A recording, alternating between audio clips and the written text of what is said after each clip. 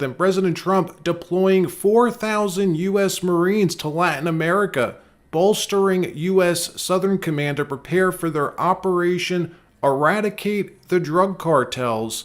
Mexican President Claudia Sheinbaum not happy. Democrats, for some reason, not happy at all. Why? How can you not support eradicating drug cartels? This is really one of those issues where Democrats would be better off just helping Trump accomplish this. Instead, they're rooting for the drug cartels. That's what it looks like. We'll show you. It's nuts. The New York Times reports President Trump has secretly ordered the Pentagon to conduct military actions against some Latin American drug cartels. This after the administration branded several as terrorist organizations. Olivia Rinaldi is back with me now at the desk. So good to have you here. I want to play for you sound from Secretary of State Marco Rubio about the necessity of the designation and what it might imply about future military involvement. Let's listen. We cannot continue to just treat these guys as local street gangs. They have weaponry that looks like what terrorists, in some cases, armies have. They control territory in many cases. Those cartels extend from the Maduro regime in Venezuela, which is not a legitimate government. We don't recognize the Maduro regime as legitimate. It is a criminal enterprise, all the way to the various different cartels that operate in Mexico. And in between, you find them in Ecuador, you find them in Guatemala, right. You find TDA, what people would call street gangs, but actually are operating as criminal enterprises. Mexico's president today, Claudia Sheinbaum, said America's not coming to Mexico. America's not coming to Mexico.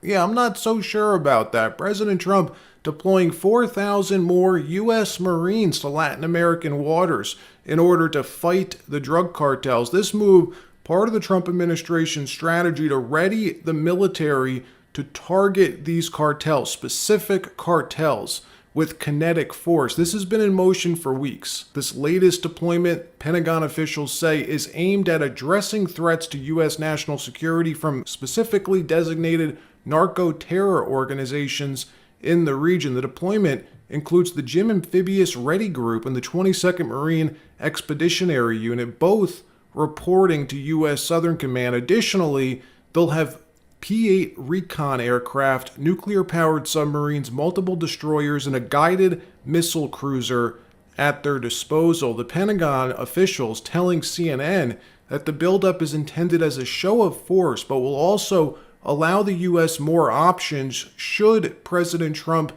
give the strike order, give the green light to strike these cartel positions, something we know Trump isn't scared to do. If he believes it's the right thing to do, he'll give the order. We saw him do that with Iran, which was a much harder target, a much more risky operation, and he's of the belief it's necessary to flex U.S. military might. He did so yesterday, flying F-22s and the B-2 stealth bomber right over Putin's head.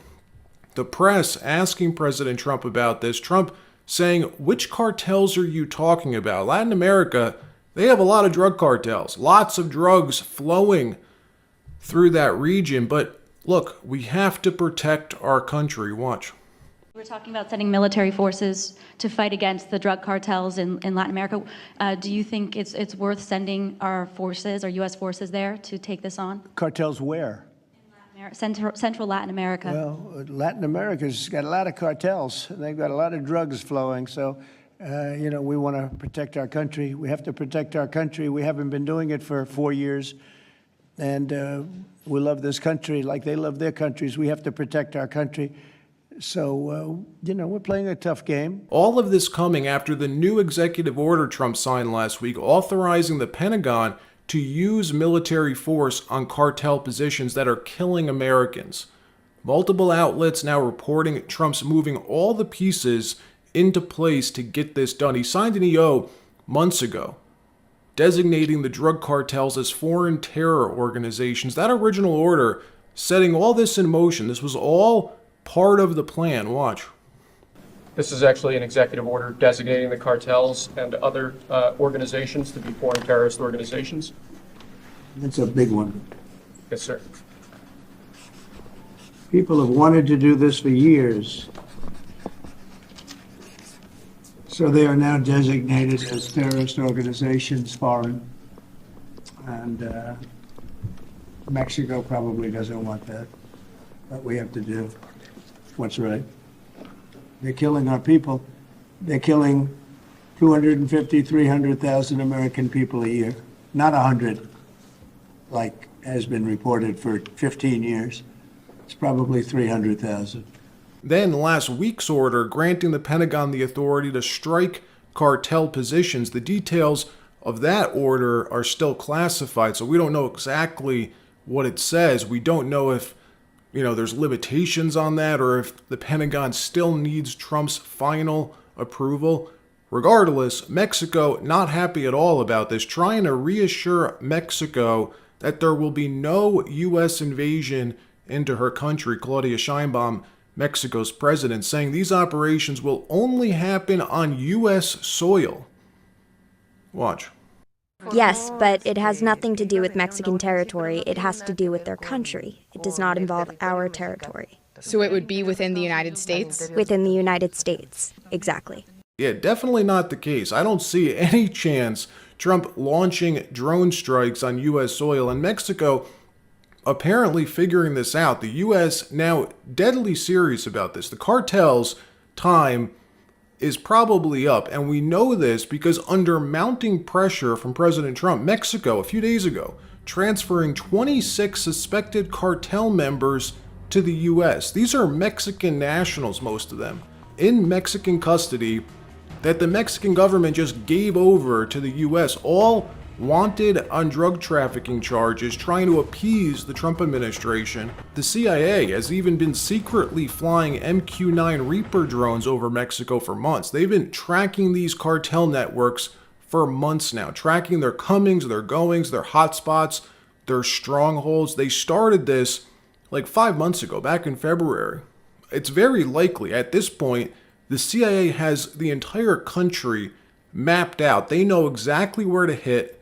If Trump were to give the order, they could probably eliminate the entire Jalisco cartel in a single night. Democrats losing their minds over this, trying to portray this as Trump invading a sovereign country, bombing Mexico. Trump's going to bomb Mexico, calling this an illegal invasion of a sovereign country. No, this wouldn't be illegal technically. These cartels are now designated terror organizations, the same way that Al-Qaeda is. Nevertheless, this is what we're going to start to hear, that Trump's invading Mexico. They're going to call for his impeachment over this, probably even his arrest. Mark my words. Let me know what you think about this. Should Trump do this, move forward, give the order, use military force to permanently eliminate these cartels, the command and control structure of these major drug cartels? And remember, this isn't a war on drugs. This is a war on trafficking, drug trafficking, human trafficking, child trafficking. That's what these cartels do. They've worked as the security structure for these NGOs who've organized the tens of millions of illegals who flowed into our country over the last 5 years. Let me know what you think about this. Is it time to end their reign for good? In another story, President Trump speaking last night after his Alaska summit with President Putin, dodging questions about the details of the meeting, about the agreement that they allegedly reached or are getting close to reaching, pivoting instead during this interview to mail-in voting and announcing he will be moving to outlaw mail-in voting before the next election. Watch this. You have mail-in voting.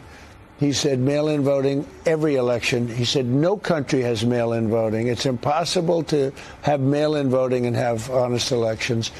And he said that to me. It was very interesting because we talked about 2020. He said, you won that election by so much. And that's how he got it. He said, and if you would have won, we wouldn't have had a war. You'd have all these millions of people alive now instead of dead. And he said, and you lost it because of mail-in voting. It was a rigged election. But mail-in voting, Sean, the politicians, I think I'm going to make it a big, I know the answer is that Jimmy Carter, years ago, along with Scoop Jackson and some others, they had a committee, respected people, good committee, Jimmy Carter, good guy. He's a good man. And the conclusion was you can't have mail-in voting. We have mail-in voting. It's so dishonest. They send stuff. Some people get 7 ballots. Look at California with that horrible governor they have. He's one of the worst governors in history. He's incompetent. He doesn't know what he's doing. They send out like 38 million ballots. Some people get 5, 6, 7. But Vladimir Putin, smart guy, said you can't have an honest election with mail-in voting. And he said there's not a country in the world that uses it now.